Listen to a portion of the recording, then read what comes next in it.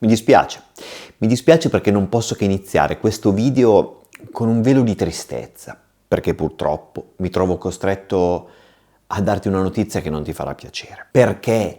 Perché, dico io, hai scelto di pedalare? In questo modo ti stai perdendo uno sport molto più bello sotto tutti i punti di vista. La corsa! No, lo so, non devi giustificarti, nessuno è perfetto. È solo che mi chiedo come mai tu abbia optato per un'attività che ti spinge a comprare una bici che costa più della mia macchina, per poi andarci a spasso con un abbigliamento tutto attillatino che ti fa sembrare un supereroe mancato della Marvel. Ma ehi, chi sono io per giudicare? Ognuno è libero di flagellarsi come desidera, no? Parliamo invece di qualcosa di più interessante. Pedalare. Davvero un problema per la prostata? O è solo una di quelle leggende che i runner raccontano ai ciclisti per farli smettere? Dai, scherzi a parte, il ciclismo è uno sport fantastico, ecologico, ti mantiene in forma e ti regala polpacci che sembrano scolpiti nel marmo, ma il sellino, quel piccolo balordo e solo apparentemente innocuo triangolo di plastica infilato nel bip berore, quello è un problema? Può realmente diventare il peggior nemico di una prostata altrimenti felice? Prima di dare una risposta, iniziamo a capire da dove nasce questo dubbio. La prostata è una piccola ghiandola grande circa come una noce, situata appena sotto la vescica e davanti al retto.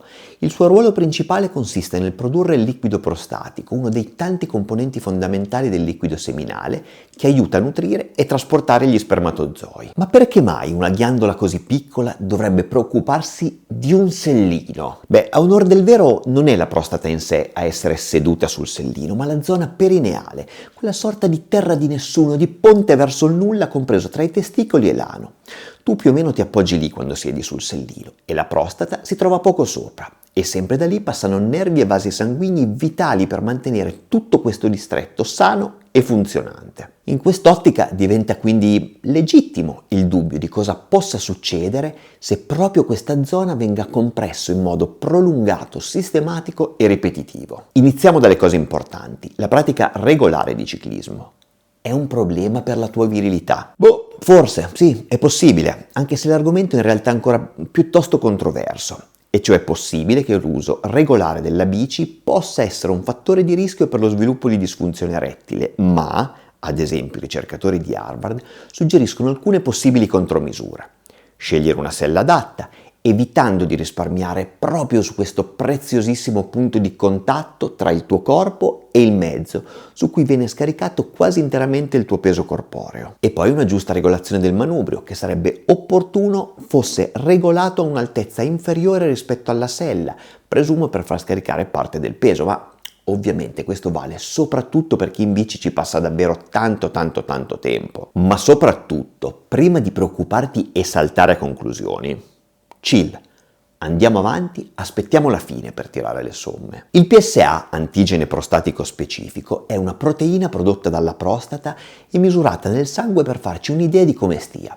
Livelli elevati possono essere associati a condizioni come ipertrofia prostatica benigna, infiammazioni o in alcuni casi tumore alla prostata. Posto che negli anni il PSA è passato dall'essere considerato un vero e proprio marker a un più semplice indicatore di salute prostatica, in questo studio si conclude che andare in bicicletta provoca un aumento medio del 9,5% del PSA se misurato entro 5 minuti dall'attività fisica, segno che probabilmente si verifica una certa sollecitazione sulla ghiandola. Ma ehi, anche battito cardiaco e pressione del sangue, se misurati subito dopo l'attività fisica, risultano aumentati, salvo poi ridursi stabilmente nelle ore successive con un risultato complessivamente positivo sulla tua salute. Peraltro che il PSA aumenti dopo una stimolazione fisica della prostata non è assolutamente una novità, tanto per dire, aumenta anche sensibilmente dopo un rapporto sessuale senza che questo sia considerato un fattore di rischio.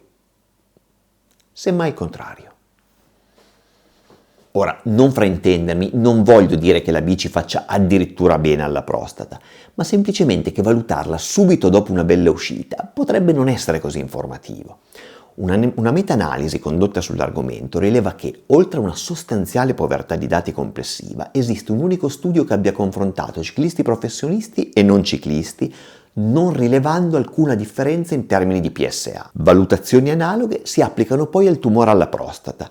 Se effettivamente alcuni studi riportano un modesto aumento delle diagnosi tra i ciclisti, questi dati non sono sufficienti a dimostrare un nesso causale tra ciclismo e insorgenza del tumore. Una possibile spiegazione del legame potrebbe peraltro risiedere nel moderato aumento temporaneo del PSA indotto dal ciclismo e nella maggiore attenzione alla propria salute tipica dei ciclisti, entrambi elementi che potrebbero spingere semplicemente a un maggior numero di controlli diagnostici rispetto alla popolazione generale. Voglio dire, magari i ciclisti sviluppano un tumore esattamente come tutti gli altri, come i non ciclisti, ma semplicemente se ne accorgono più spesso e non perché sia più pericoloso. Questa è sostanzialmente la pochissima letteratura disponibile sul tema. Quindi, cosa ci portiamo a casa? Cosa ne concludiamo? Partiamo da un dato indiscutibile. Più sano è il corpo nel suo complesso, meglio funzionano anche i singoli organi. La prostata, anche se non è un organo ma una ghiandola, non fa alcuna eccezione.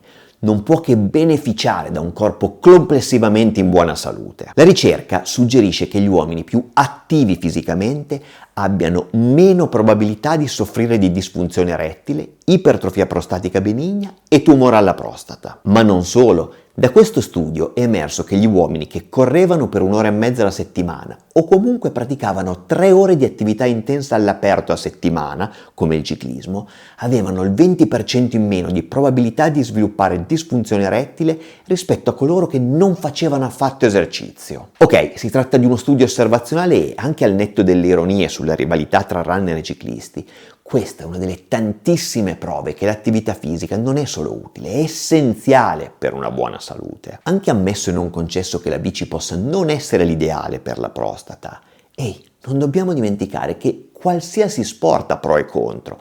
Ad esempio, la mia amata corsa predispone sicuramente di più a problematiche articolari. Se poi passiamo a parlare di tumori ed eventi cardiovascolari, le evidenze sono ancora più schiaccianti. Lo stesso studio che ti ho mostrato prima e che rilevava un modesto aumento del numero di diagnosi di tumore alla prostata faceva emergere una riduzione ben più significativa del rischio di tumore a testa e collo, esofago, stomaco, pancreas, fegato, colon retto, rene e polmone. Ora, ti ricordo che io non sono urologo, mi occupo di divulgazione con particolare attenzione alla prevenzione, ma il mio parere è che se la scelta è tra ciclismo o sedentarietà, ma il dubbio non si pone nemmeno, l'attività fisica in qualsiasi forma vince sempre e a mani basse. Detto questo, al termine di ogni mio video sottolineo sempre che uno sconosciuto in rete, come il sottoscritto, non dovrebbe mai sostituire il tuo medico e nemmeno il tuo specialista, perché solo loro possono conoscere e quindi tenere conto delle tue specifiche esigenze. E questo è un concetto fondamentale, perché potrebbero effettivamente esserci casi in cui il rapporto rischio-beneficio non dell'attività fisica in generale, ma di una specifica attività in uno specifico paziente in uno specifico momento potrebbe differire dalla popolazione generale. Quando ho avuto male al ginocchio mi è capitato di interrompere la corsa e fare qualche settimana di bici. Allo stesso modo, ad esempio, il ciclismo potrebbe peggiorare condizioni preesistenti come prostatite o sindrome del dolore pelvico cronico.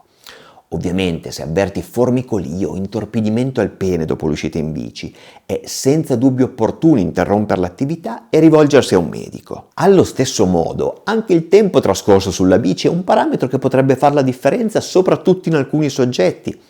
Un conto è usarla per gli spostamenti settimanali in città di mezz'oretta alla volta e magari per un'uscita un po' più lunga nel weekend. Tutto un altro paio di maniche lo sportivo professionista che ci passa ore e ore tutti i giorni e che a maggior ragione dovrebbe prestare particolare attenzione alle giuste precauzioni. Selle ergonomiche, regolazioni maniacalmente corrette del manubrio, periodiche pause dalla seduta per favorire una ripresa della circolazione a livello del perineo. Insomma, la letteratura è oggettivamente molto scarsa ad oggi e se anche una pratica regolare dovesse incidere leggermente in negativo su alcune patologie prostatiche, con tutti i limiti delle mie competenze, ritengo che il rapporto rischio-beneficio della bici rimanga indiscutibilmente positivo, favorevole, salvo occasionali e specifiche eccezioni da discutere con il proprio urologo. Per essere chiaro, per riassumere ancora di più, Se vai in bici, non smettere, a meno che non sia il tuo medico a dirti di farlo. Abbi solo l'accortezza di segnalare eventuali disturbi piccoli o grandi, soprattutto se questi peggiorano dopo le uscite. Poi, se invece volessi iniziare a praticare uno sport serio, più divertente, passare dal lato corretto della forza, noi runner siamo pronti ad accoglierti a braccia aperte e promesso, non ti giudicheremo per il tuo passato. Ovviamente aspetto di conoscere il tuo parere e soprattutto la tua esperienza pratica nei commenti. Se vuoi sapere qualcosa in più sulla prostata ingrossata, mentre qui un video più birichino, ma soprattutto grazie di vero cuore per la tua attenzione e la tua fiducia. Ricorda però che uno sconosciuto in rete non può e soprattutto non deve mai sostituire né il tuo medico curante né il tuo urologo, perché solo loro possono conoscere, quindi tenere conto davvero delle tue specifiche esigenze. Grazie ancora, ciao!